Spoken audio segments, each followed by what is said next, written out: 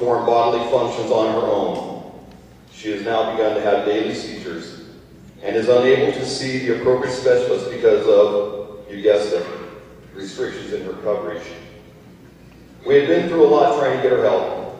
In order to get her diagnosed, we ultimately sought treatment at the Mayo Clinic in Phoenix.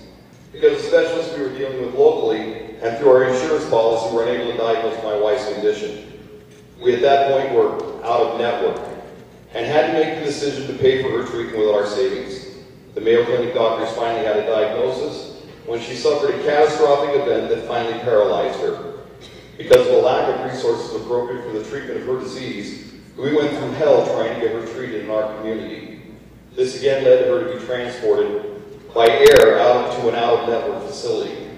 We were financially responsible because the insurance company would not authorize it, even though the doctors treating her said it was necessary to have her airlifted to Phoenix. And our family began the process of losing everything we have worked so hard to get.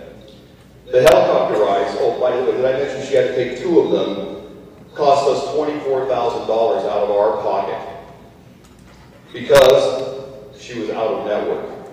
My family made an honest attempt to take care of this woman, and to this point today we've incurred over $100,000 worth of personal debt trying to take care of her. Because of denials by insurance companies, my family's assets have been depleted.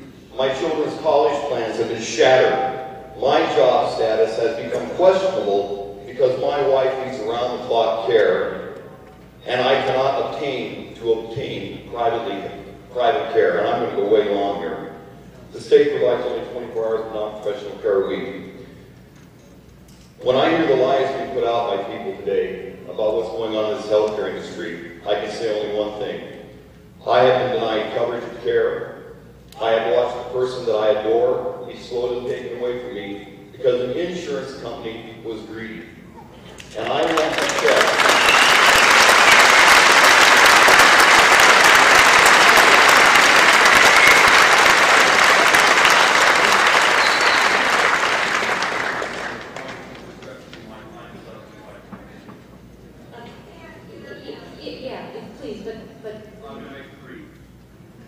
My family has suffered because we can't get insurance now. I take one medication and I was denied coverage. Now I have a $15,000 deductible. I pay almost $1,200 a month for insurance. And my family's going down the tubes because of it.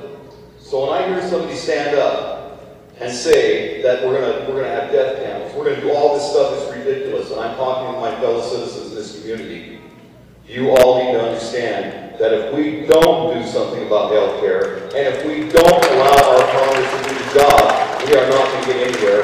And every one of you that is standing here denying health care right now will be in my position tomorrow.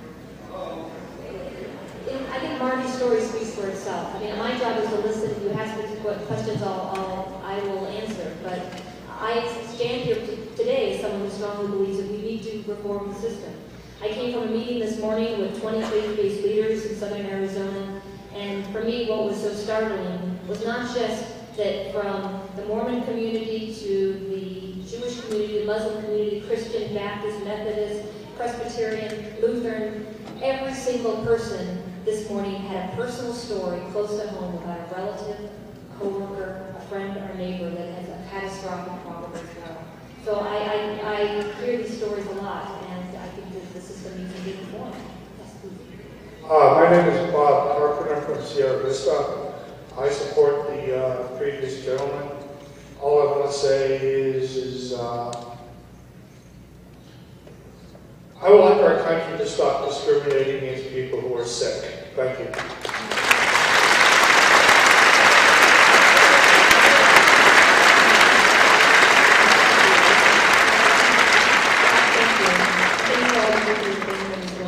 Okay. question over here. Yes, sir. If I may interrupt, let me read some more numbers and then we'll keep the lines going. Next 4 or 5 numbers: 609, 6799, 6799, 4061, 4189, and a gray ticket 4046. Okay. Thanks for coming. My name is Raymond Brooks. I'm from Buena. I really want to concentrate on fiscal aspect of this, but I just wanted to open up with a comment that, in my humble opinion, this is such a large bill that it's really not constitutional. Prohibition was not as large an issue as this, and that was 2 amendments to pass prohibition and to repeal it. I've read the Constitution 4 or 5 times.